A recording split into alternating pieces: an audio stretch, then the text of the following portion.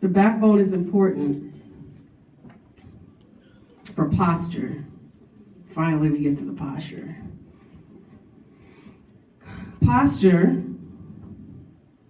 refers to alignment. Alignment is how the head, shoulders, spine, hips, knees, ankles relate and line up with each other. Okay? Posture is about alignment. Alignment refers to how all the stuff, this unit, how all the parts line up. If they're not aligned properly, we can't move properly. Can't walk properly, run, sit, lay down. Improper alignment affects our ability to be effective. How do all your parts line up? Your romantic relationships, your friendships, relationships with your kids, your work life, your church life. How do they line up? Because there's a problem if this knee is going that way and this shoulder wants to go that way. Like you can't, they all operate together. So how are they operating? What are they doing? Which one is influencing the other? Alignment is important. Posture is important. And if the backbone, if the spine is not healthy, you can't affect the proper posture for the proper occasion. Let's define posture. Posture is the position in which someone holds their body when standing or sitting. We got that, standing, sitting, okay. Posture is also a particular way of dealing with or considering something. It is an approach or attitude. How's your posture? What is good posture? What's good attitude? Part of what got me thinking about posture was a friend of mine, my friend Keisha, she couldn't come today. She went to another women's conference and she was all excited. She had all these notes.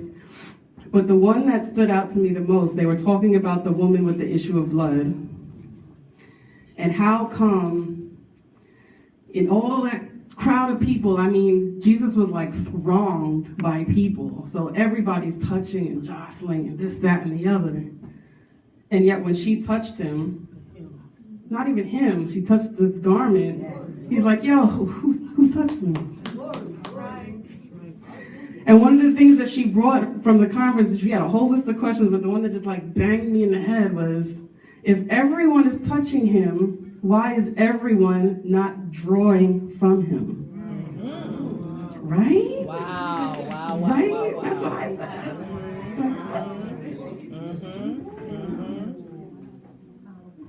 If everyone's touching him, why is everyone not drawing from him?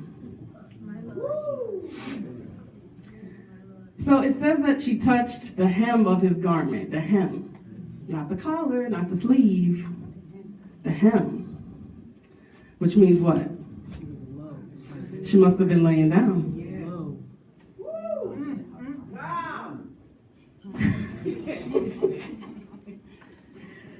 Maybe she fell down, or maybe she intentionally got down. You know, I know y'all know the story, but we'll just go through it just in case. You know, the issue of blood, they assume was something like, basically she was menstruating constantly, almost constant basis, for 12 years.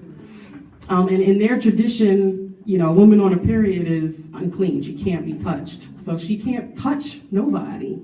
She can't be touched for 12 years. And they didn't have Always and the whole nice little aisle in CVS like we got now to keep you clean and springtime fresh. You probably stank. It's being real. Yes. She probably didn't look good, didn't smell good, but she heard Jesus was coming. right? She then goes, oh, let me change my clothes and try to take a bath real quick, like he's coming. Which means she's going to have to be around people. She's going to have to be exposed. She might be mocked. She probably was. People are going to talk about her. So I think she was trying to be invisible. And that's why she was crouched down low. Maybe she got knocked down. Maybe it was intentional. But either way, she was trying to just get her little blessing and go.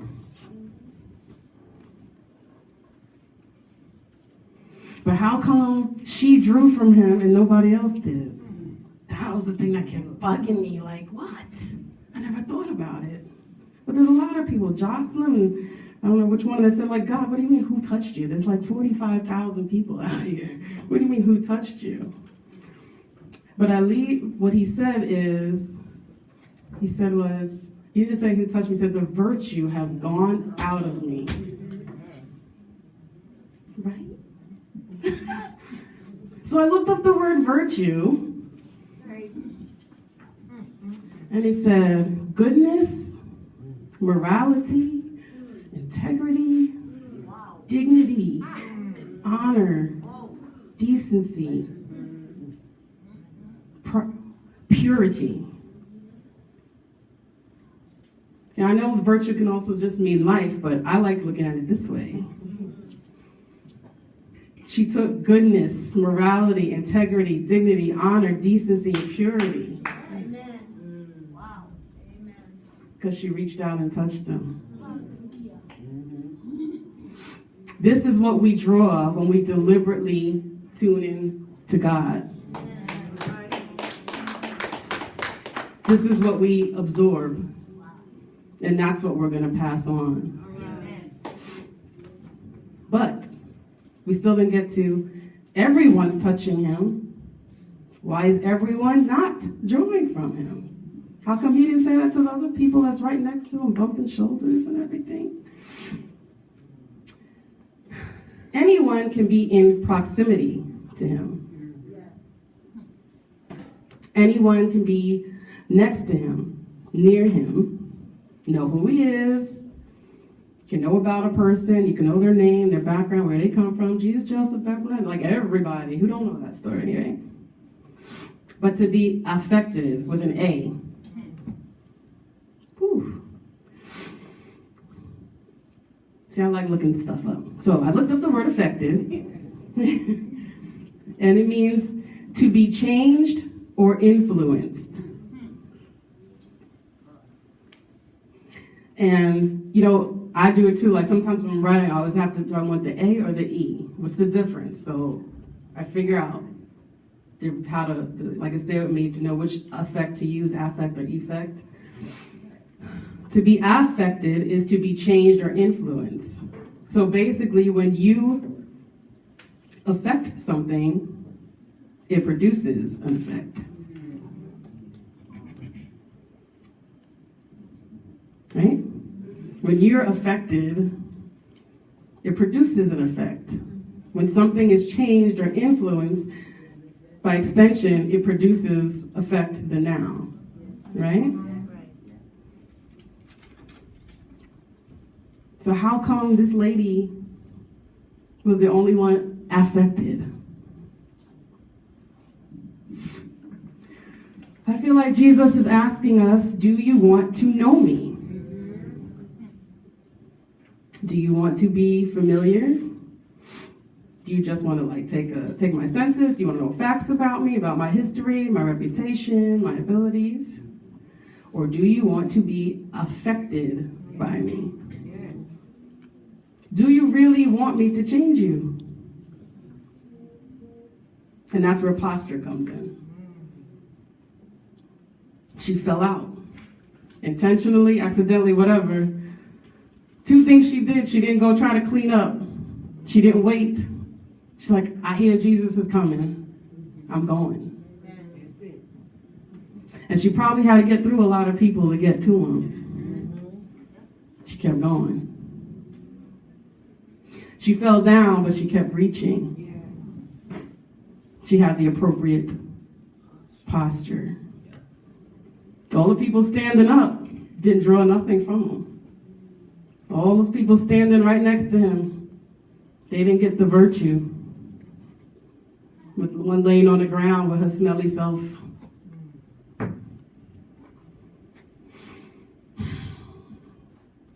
So we talked about posture, besides being how you stand, is being an approach or attitude. Do you have a contrite spirit? Wow. Yeah. All right, Isaiah. I'm sorry, what time, how long have I been up here? I feel like I've been up here a really long time. Do I need to wrap it up? Okay.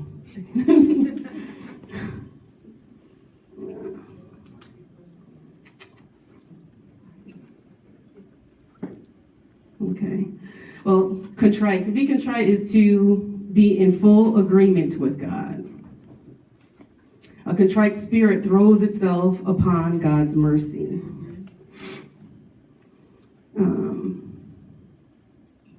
So your motives matter. Your intentions matter. Take inventory. That all goes into your posture and your attitude.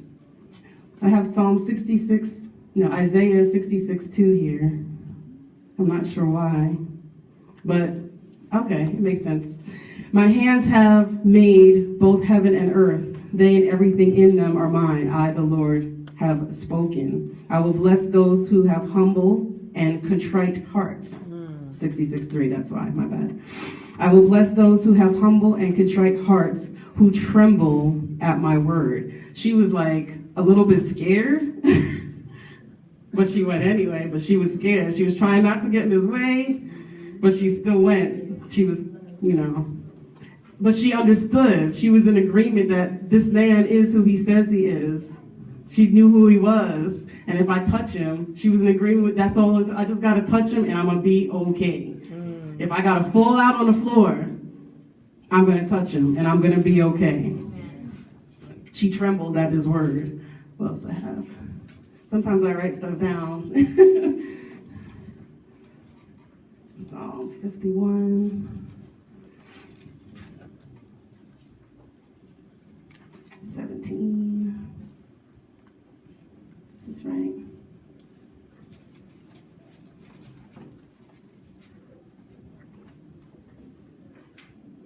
Okay, make thankfulness your sacrifice to God and keep the vows you made to the Most High. Then call on me when you're in trouble and I will rescue you and you will give me glory.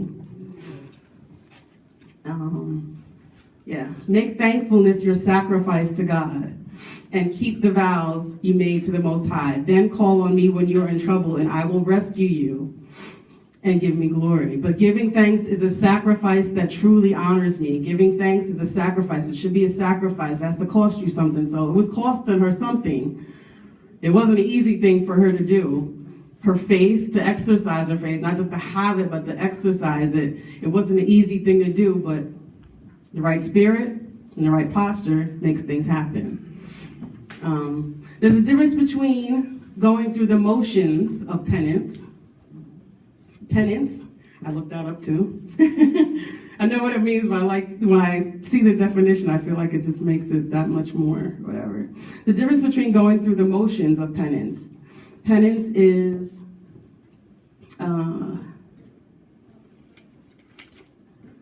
putting on a false show of, there's a difference between going through the motions of penance and being repentant or contrite.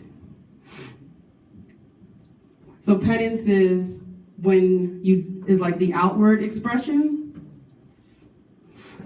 The other is inward. Penance is basically a demonstration. I went to Lutheran school growing up, and they talked about, I think, when Martin Luther or whatever came out, like one of the things that they had this thing about penance and saying Hail Marys and doing this, and there were some monks going to extreme stuff like flogging themselves to show that they're sorry, all this show. But there's a difference between going through the motions of penance and being repentant and contrite. Again, contrite meaning in agreement with God, in agreement with God. One is a demonstration, the other is a condition. So, what condition is your heart in? What condition are you in? Condition. It went off? Can you hear me? I can't hear me anymore. The condition is the state of a thing. It's a state, a shape, an order.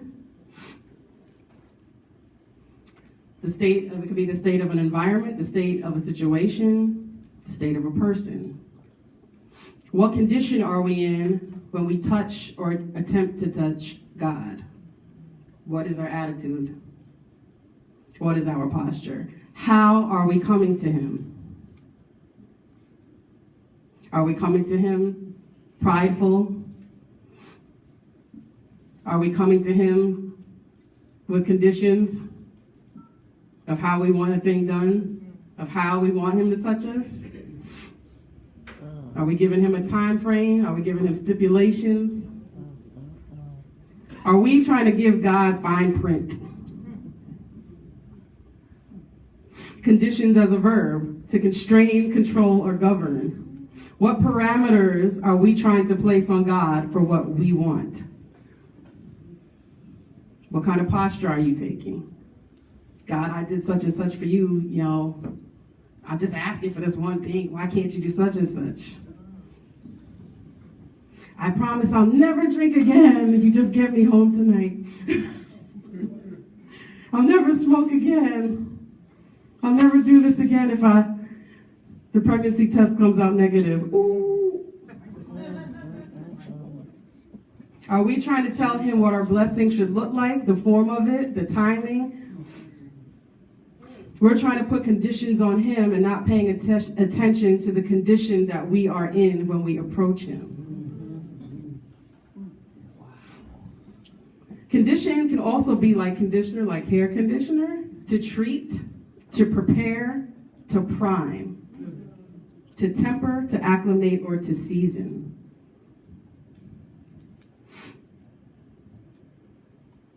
How are we preparing when we come to him? How are we preparing ourselves? Are we putting that same amount of time and effort as we do putting on makeup or going to hang out with our girls? How are we conditioning ourselves to come into his presence? What condition are we coming into contact with other women? What condition are we in when we make contact with the world that knows we go to church?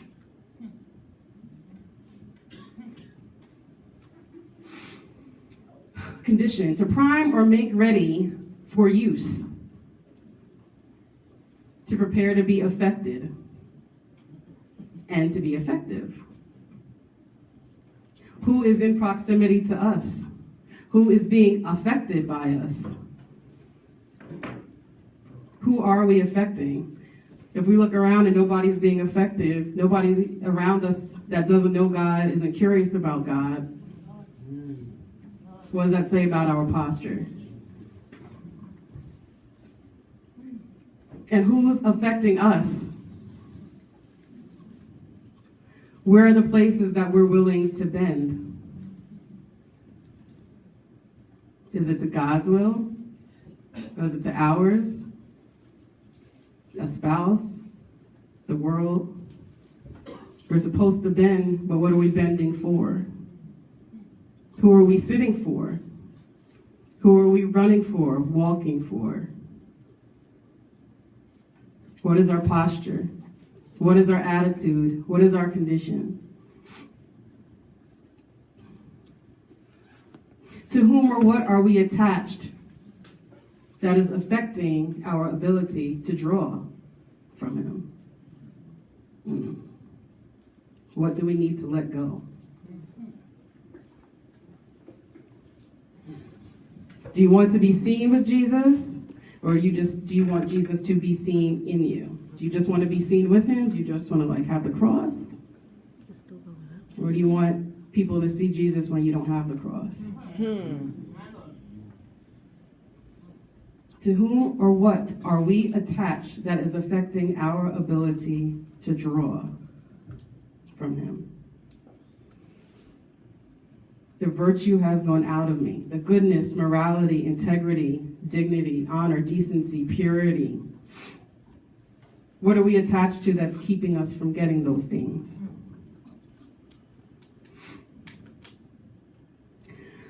The woman with the issue of blood, she wasn't trying to be seen. She wasn't trying to be seen, period. But she also wasn't just trying to be seen with Jesus. She wasn't, trying to be like, oh, look, I'm hanging out with Jesus type of a thing, you know. She wasn't even trying to get his attention. She was just trying to change her condition.